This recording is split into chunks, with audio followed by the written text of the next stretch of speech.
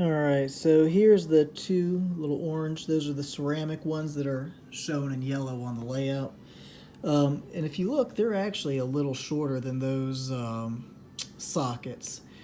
It wasn't a big deal, but to try to hold them in place and keep them close to the board, what I did was kind of pinch up some of this clay.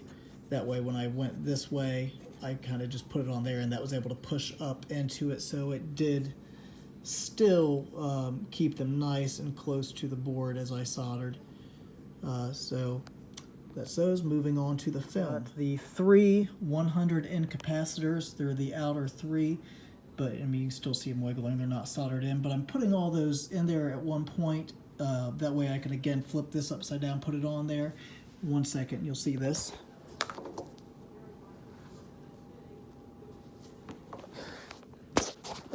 Sorry about that.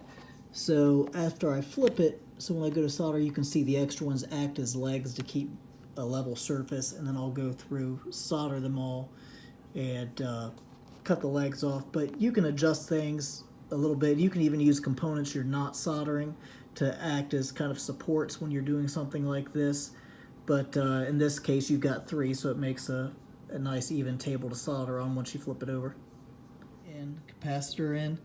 And you can see that the top leg of it comes pretty close to that rail, that jumper wire that we put on at the beginning. So what I'm going to do is I'm going to put pressure there if I can do this with one hand, I'm going to put pressure there, let that seat, and then as I push in, let the lower leg kind of bend, so it will bend outwards. 1 second, I'm gonna put the phone down so I can do this. Okay, so now you can see that lower leg kind of bent out and away, but you want to get the body of that as close to the board as possible. That way you don't have exposed wire that could bend and hit this jumper there. So it's better to have it a little bit open on this end when there's no other wiring going on. It's just a big fat bulky component, but you can see there that once you get the body of it pushed in, you won't have any risk of it moving and hitting, and then you can just bend that lower leg out towards the bottom to make the rest of the span to get it in there. Let me solder it. I just showed you getting it down there. I've kind of bent this 100 to the left a little bit. It's not going to hurt anything. It's still soldered in, but needed a little bit more extra room for that fat boy to get in there. It's just thought I'd make mention of it, just in case you were having problems getting that to fit. It will go. You just got to kind of create a little room. Just make sure you don't pull too hard, or if it seems like it stresses and you're worried about it, just reflow the solder on the bottom to make sure that that connection remains good. Moving on from here, it looks like the only thing we have left is this 47 UF, which is, other than our diodes, going to be the other soldered in actual part with polarity. So we got to pay attention to the gray line, or the gray part here on the bottom. That's showing us the cathode, or the negative section. And when you have the capacitor in your hand, that's going to be signified, one, by a line or a marking on that side, and it will have the shorter leg of the two to indicate that that's the negative bit of polarity. So in this case, it'll be that short leg will be, and the stripe will be facing the bottom of the board. And once I get that on, I'll show you that. That is the electrolytic, which again is has a polarity which is relevant.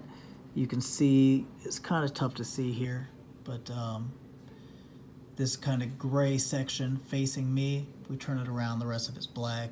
It will say 47U on the side to indicate what it is, but as I turn it, you can see that gray section. That indicates the negative polarity, and you'll also see that it kind of sits above the rail on the left, and it kind of bumps up against that diode, but as long as the legs aren't touching, and you can see there that they're not in danger of scooting over, there's not enough metal for it to make its way anywhere, you'll be absolutely fine. It's just a matter of trying to save space. So the next thing we will need to do is start putting the wires in. We'll put the transistors in at the very end after all the wires are on, and I'll let you see that just before it gets tested. But the next thing will be to, put all of our wiring in that will go to all the off-board components. This portion I do tonight, but for the off-board wiring, it's pretty self-explanatory. You're going to get the wire. I'm going to kind of color code these. They're not going to be the same colors as on the screen, but I'm going to try to make the colors going to each particular place similar to make it make more sense as we go. But anyway, this red one is going to be, in this case, the 9-volt power supply. So once I strip it, I twist the individual wires at the end. I can't do this. But I twist them at the end so they're nice and tight, and then I generally turn them a certain direction to twist them tight, and I use the same direction to kind of corkscrew into the board, and put it through the hole so you can solder on the back. And what I do is I tend to put my wire kind of into the putty, push it down so it secures, and then kind of put a little tension on it here. That way, when I go to solder, that sheathing on the wire presses nice up against the board so there's no exposed wire. And I can definitely not do this with a phone in my hand, but then of course you go ahead and make your solder joint, get it on there just nice and gentle.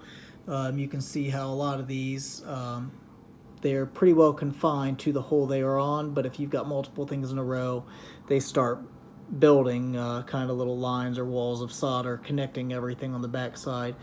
But that'll get soldered up. We'll snip it and then go on and on and on to get the rest of them in place. And I'm going to take a break for the night. I'm going to go ahead and wire in these cables, add the wires, and I'll start back up tomorrow night putting the off-board components on so you can see. All right, here's your board with wires. It still needs transistors, so what I'm doing here is basically giving you a holy crap, mind it and work. So I'm going to make this, test it with all the hardware on it, and then take the hardware off, let you try to build your own. I've put, I've given you like 3 of every component, or enough to do it 3 times. I'm going to give you some extra boards, some wire, some solder and everything. So hopefully you can get one up and running. Worst case scenario, if you can't, this one when I'm done, I'm going to test and make sure one of them send you a working circuit. That way, in the worst event, all you'll have to do is put the hardware onto this circuit. So hopefully it's a win for you no matter what. But my hope is that you'll be able to make something and start enjoying doing this. It's, I don't know, kind of a cool hobby. I like it. Okay, here's a couple notes on tinning. You can see I've already got this wire stripped. And just like before, when we were putting them in the board, we want to twist it, make sure all the individual wires are nice and together. We did not tin going into the board just because sometimes it can make the wire too bulky to make it through the hole. But when we're going to do the pot here in a second, but to tin the wire, I just hold the tip against it and then just kind of do this, and the solder will create a bridge from the tip to where the solder is on the piece. That way you don't have to sit and move the soldering iron. You just kind of chase it down. You just really want to get it silver. Then on the pot, hold it on one of the legs for a second, add the solder. Hold it on the leg, add the solder. Hold it on the leg, add the solder. So anything off board, you really want to tin first. And as far as the pots are concerned, this is number 1, 2, and 3 with the shaft pointed away from you. Left to right is 1, 2, and 3. Okay, this is soldering to anything off the board. I've already got things tinned like we just did. So I'm just going to heat this up till it flows on lug number 1. Touch this, and you should be able to kind of watch it become part of the puddle. Everything will turn nice and metallic or nice silver. Just have your heat taken away, And after a second, you should have a good solid hold there. You just want to make sure that it's not just sitting on top. Okay, this wire is to go to lugs 2 and 3 of the Starve. So to do that, I'm just going to strip it a little longer so it can actually touch both. Heat up one, so it pulls, kind of push that down into it, heat up the other.